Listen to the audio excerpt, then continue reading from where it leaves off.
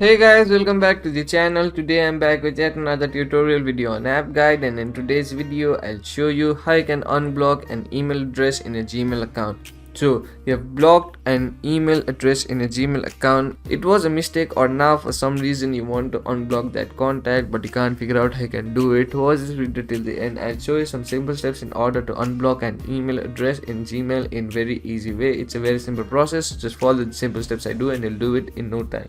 So the first thing you want to do in order to unblock an email address in a Gmail account is open a browser and go to gmail.com. Once you go to gmail.com, make sure you're logged into the account that you want to unblock the email address from. If not, go ahead and log into that account.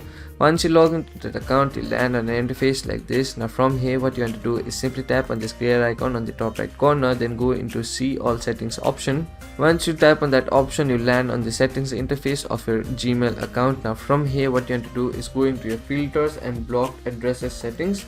Once you tap on that settings, you'll land on an interface like this, and here in the second section you'll see all the emails that are blocked in this account. So from here, what you want to do is locate the email address that you want to unblock, and once you locate that email address, besides that email address you'll see a button labeled as unblock.